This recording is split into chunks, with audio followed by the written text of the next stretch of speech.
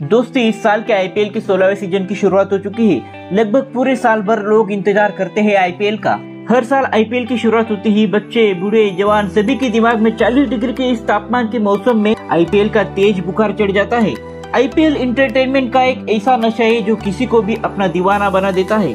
लेकिन जरा सोचिए, आईपीएल इतना रंगीन है तो वो शख्स कितना रंगीन होगा जिसके दिमाग में आईपीएल जैसा रंगारंग आइडिया आया था। तो चलिए दोस्तों, आज के इस वीडियो के जरिए मैं आपको बताता हूँ आईपीएल शुरू होने की पूरी हिस्ट्री। इस कहानी की शुरुआत होती है 2003 से, जब क्रिकेट का नया फॉर्मेट T20 क्रिकेट की शुरुआत होती है। इसी साल आयोजित किया गया था 2020 क्रिकेट का सबसे पहला वर्ल्ड कप और इसी साल के शुरुआती वक्त में वनडे वर्ल्ड कप भी हुआ था।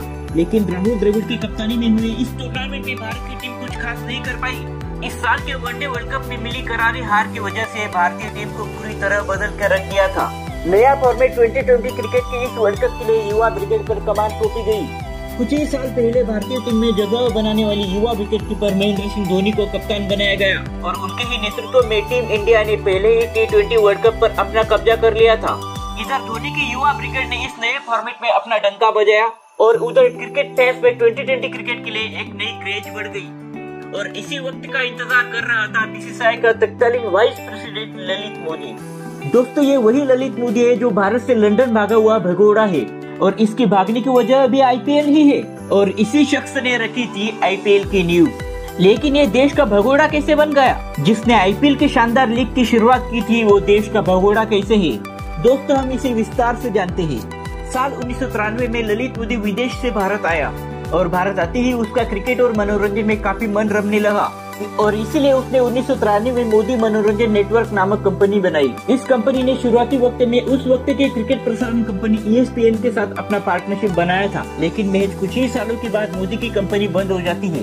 1996 में ललित मोदी ने बीसीसीआई के तत्कालीन अध्यक्ष जगमोहन डालमिया के सामने लिमिटेड ओवर क्रिकेट की लीग में प्रस्ताव रखा, लेकिन उन्होंने इस प्रस्ताव को ठुकरा दिया। ललित मोदी अब ये समझ चुके थे कि अगर उन्हें अपने प्लान को लागू करना है तो उसके लिए उन्हें बीसीसीआई में एंट्री लेनी पड़ेगी। वर्ष 1999 में वो हिमाचल क्रिकेट एसोसिएशन से जुड़े, लेकिन वहाँ उनके कार्यप्रणाली को लेकर विवाद हुए जिसके कारण उन्हें निलंबित किया गया। इसके बाद राजस्थान क्रिकेट एसोसिएशन में एंट्री लेते हैं। इसके ठीक एक साल बाद राजस्थान क्रिकेट एसोसिएशन का चुनाव हुआ जिसमें ललित मोदी अध्यक्ष चुने गए। राजस्थान के उस वक्त के मुख्यमंत्री वसुंधरा राजे पर आरोप लगाया गया था कि उन्होंने ललित मोदी को जिताने के लिए नियमों में बदलाव कर डाली। लेकिन अब क्रिकेट के जगत में ललित मोदी की एंट्री हो चुकी थी। उन्होंने बीसीसीआई में बदलाव के लिए पर्दे के पीछे से ही चालें खेलना शुरू कर दिया। 2005 में बीसीसीआई अध्यक्ष पद के चुनाव में शरद पवार और जगमोहन डालमिया के बीच काफी संघर्ष दिखाई दिया, जिसका फायदा ललित मोदी ने लिया। ललित मोदी शरद पवार के पक्ष में थे। उन्होंने बीसीसीआई अध्यक्ष पद से डालमिया को उखाड़ के फेंक दिया। इसका पूरा फायदा मुख्य रूप से ललित मोदी को हुआ। शरद पवार ने उन्हें सबसे कम उम्र के बीसीसीआई के वाइस प्रेसिडेंट बना दिया। 2007 में MS धोनी के नेतृत्व में टीम इंडिया पहली बार 2020 वर्ल्ड कप पर अपना कब्जा करती है और इसका नतीजा ये हुआ कि भारत में क्रिकेट की क्रेज और भी बढ़ गई और ऐसे में क्रिकेट लीग की चाहत रखने वाले ललित मोदी को एक बड़ा मौका था और उनके पास बीसीसीआई अध्यक्ष पद की पावर भी थी। उसके साथ ही बीसीसीआई के प्रेसिडेंट शरद पवार भी उनके साथ थे। 12 सितंबर 2007 का दिन था। ललित मोदी को अपनी चाहत पूरी करने का मौका मिला। इस दिन ही ललित मोदी ने औपचारिक रूप से नई दिल्ली में एक समारोह के दौरान इंडियन प्रीमियर लीग की घोषणा की। इसके लॉन्चिंग के प्रोग्राम में सौरव गांगुली, राहुल द्रविड़, ग्लेन मैकग्रा जैसे प्लेयर थे। ललित मोदी ने दिल्ली के प्रेस कॉन्फ्रेंस में इस टूर्नामेंट की प्राइज मनी, फ्रेंचाइजी सिस्टम और खिलाड़ियों के रूल्स के बारे में जानकारी दी। आईपीएल की गवर्नमेंट बॉडी में उस वक्त के रिटायर्ड क्रिकेटर्स और बीसीसीआई के जाने माने दिग्गज थे। दोस्तों आईपीएल अचानक ही नहीं शुरू हुआ था, बल्कि 2 साल से उसकी पूरी प्लानिंग बनाई जा रही थी। इस लीग का पूरा फॉर्मेट अमेरिका की प्रसिद्ध लीग NBA लीग जैसा था। 2008 में आईपीएल की बोली शुरू होती है। टूर्नामेंट के फ्रेंचाइजी को सबसे ज्यादा बोली लगाने वाले टीम को खरीदने का अधिकार दिया गया। साथ ही बोली लगाकर खिलाड़ियों को खरीदने का अधिकार भी दिया गया। आईपीएल टीमों के नाम देश के विभिन्न शहरों के नाम से ही थी। आईपीएल के मुख्य रूप से 3 रूल्स बनाए गए, जिसमें हर टीम के 16 खिलाड़ियों के साथ में 4 विदेशी खिलाड़ी होंगे और टूर्नामेंट पूरे 44 दिन तक चलेगा। साथ ही 59 मैचेस होंगे और फिर शुरुआत होती है आईपीएल के रंगारंग क्रिकेट लीग की। और इस सबसे बड़े कदम ने देश की क्रिकेट की दुनिया को बदल के रख दिया। बॉलीवुड सितारों की एंट्री ने आईपीएल में और भी जान डाल दी। साथ ही आईपीएल में चीयर लीडर्स के लाने की वजह से आईपीएल को और भी रंगीन बना दिया गया। आईपीएल के आने से क्रिकेट को एंटरटेनमेंट बना दिया गया और दर्शकों को ये बहुत पसंद आया। शुरुआत के 2 साल आईपीएल की वजह से ललित मोदी 7वें आसमान पे चले गए थे। साल 2010 में आईपीएल में 2 नई टीमों की एंट्री होती है। कोची और पुणे टीम को शामिल कर दिया गया, लेकिन ललित मोदी पर बड़ा आरोप लगा कि उन्होंने इन टीमों की नीलामी में फ्रॉड तरीके अपनाए। इसमें कोची टीम को जिस तरीके से खरीदा गया उसको लेकर भी काफी विवाद खड़ा हुआ।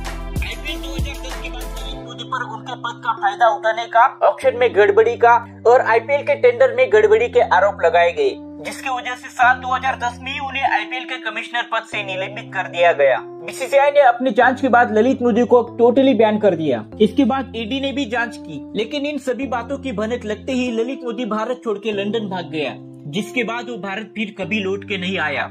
ललित मोदी पर और भी कई मुख्य आरोप थे। ईडी के जांच में पता चले कि साल 2009 के लोकसभा चुनाव को देखते हुए केंद्र सरकार ने आईपीएल को सुरक्षा देने से मना कर दिया था, तो ललित मोदी ने साउथ अफ्रीका में आईपीएल करवाया था।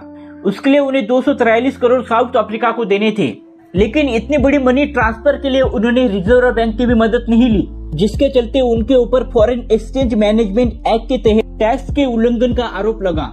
आईपीएल की टीमों में हेराफेरी का भी आरोप लगा और टैक्स न देने का आरोप लगा।